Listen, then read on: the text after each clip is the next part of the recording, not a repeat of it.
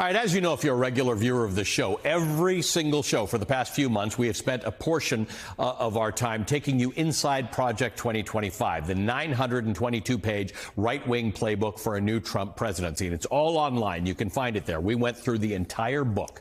Now that we've given you a look at what is potentially in store, we think it's important to look back at the previous Trump administration to remind ourselves what he already did, how he governed, and how he'd likely do it all again, probably worse. Because as the great Maya Angelou once said, when someone shows you who they are, believe them the first time. Today, we're starting with Trump's interactions with the Russian President, Vladimir Putin. We were reminded of Trump's unconventional relationship with Putin this week after reporting in the veteran journalist Bob Woodward's new book revealed that Trump and Putin have spoken several times since Donald Trump left office and since Russia invaded Ukraine. Trump and the Kremlin deny this reporting, but Trump and his buddies in Russia aren't in lockstep on this other revelation. According to Woodward, in 2020, Trump secretly sent COVID-19 testing equipment to Putin for his personal use at a time when COVID testing was hard to come by in America. Donald Trump has denied these claims, but the Kremlin confirms that Trump is lying. He did send COVID testing devices to Putin. Trump's overarching relationship with the Russian dictator, his envy of Putin's power, his adulation of Putin's repression, his dismissal of Putin's crimes is undeniable. And it was evident from the first knockings of the Trump presidency. Trump and Putin first met face-to-face in Germany in July of 2017 during a G20 summit. For 2 hours in a room in Hamburg, Trump, his Secretary of State Rex Tillerson, his Foreign Minister Sergei Lavrov, and a pair of interpreters. After that meeting, as first reported by the Washington Post, Trump took the interpreter's notes and instructed him not to brief anyone on the meeting. This would become unofficial policy in 2019. The Washington Post reported that there were no detailed records, nor classified ones, of Trump and Putin's first 5 in-person meetings. It's unheard of. About a year after Hamburg, there was a summit in Helsinki. You'll probably remember this one. Trump and Putin emerged from yet another meeting in which the former president would not allow notes. And later, at a press conference, Donald Trump, standing next to Vladimir Putin, defied his own intelligence officials by taking Putin's word that Russia did not meddle in the 2016 election. My people came to me, Dan Coates came to me, and some others. They said they think it's Russia. I have President Putin. He just said it's not Russia. I will say this. I don't see any reason why it would be. He spent several days after that trying to walk that back unsuccessfully. When Putin, quote, won re-election in 2018, Trump was sent into a White House press briefing with the sage advice written in all caps on his notes. Do not congratulate Vladimir Putin on winning an election that was neither free nor fair. Doesn't matter. Trump congratulated him anyway.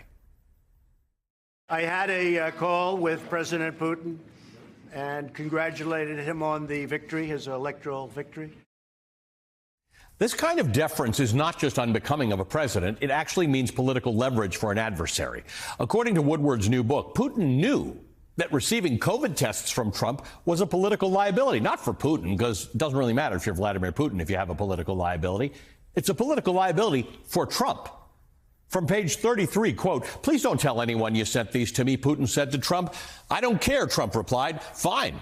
No, Putin said. I don't want you to tell anyone because people will get mad at you, not me. They don't care about me. Putin himself had the sense of something Trump didn't, that an American president should not be secretly communicating with a global adversary or sending him scarce COVID tests.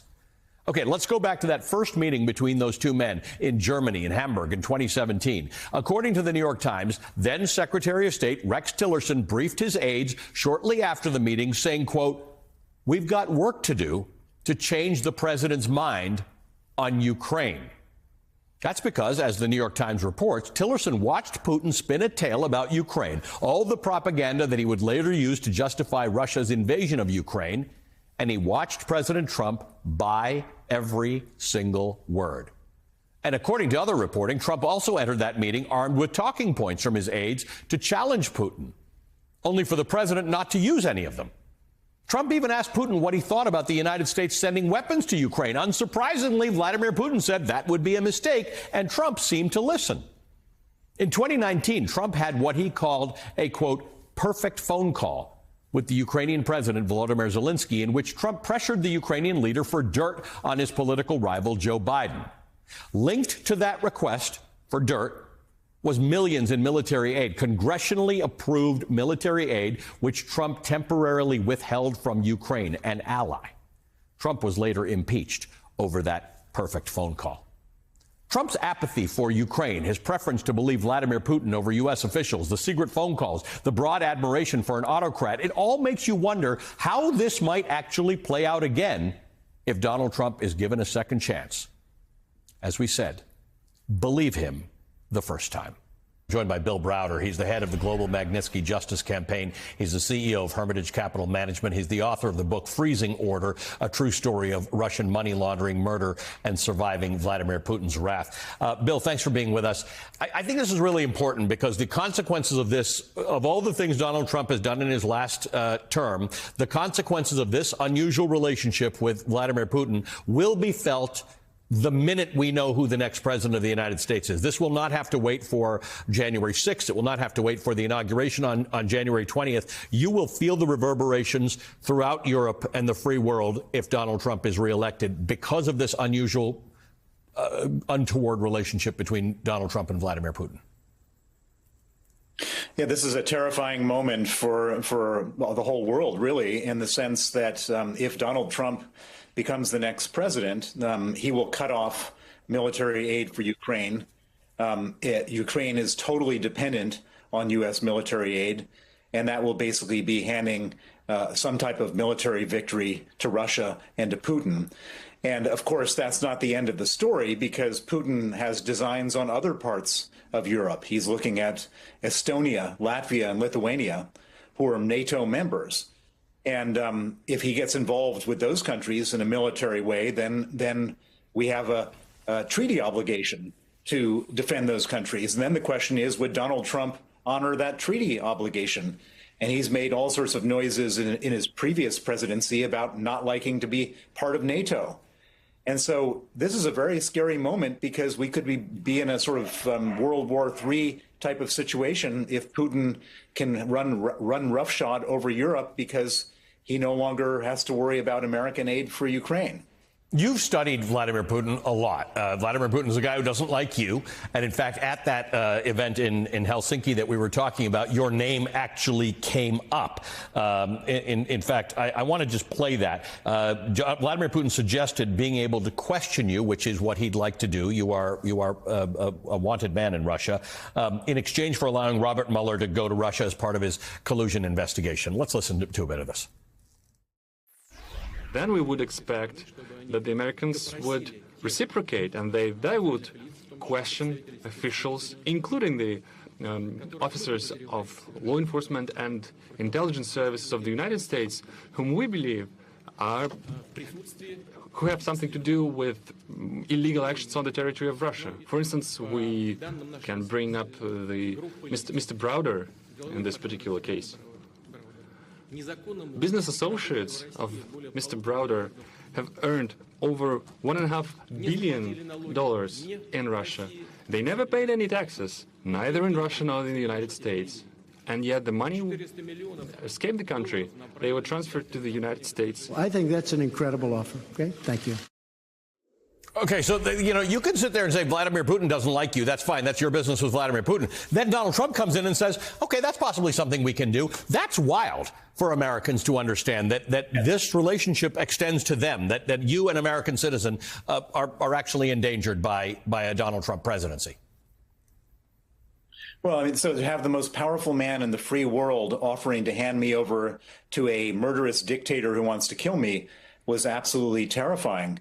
And after the summit was over, they weren't walking it back. They kept on talking about it, and it required a vote of the Senate, 98-0, not to hand me over before the whole thing was put to bed. And so, from putting aside the world events and Ukraine and all this kind of stuff, for my own personal interests, it's terrifying to think that I could be at risk of being handed over again if Trump becomes the next president of the United States. Why is he so enthralled to Vladimir Putin? Is it a Putin thing? Is it just that he likes dictators and he likes the power that Putin has over Russian people? Well, it's very hard to know what's inside of his mind, why he's so kowtowing to this murderous dictator. But Trump does have a pattern of behavior. He seems to like these types of characters. He's very friendly with the dictator of Saudi Arabia, Mohammed bin Salman, who murdered the Washington Post columnist Jamal Khashoggi.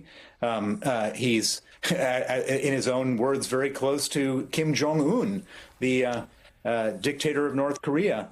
Putin seems to like, Trump seems to like strong men. He also seems to like these people who have a lot of money.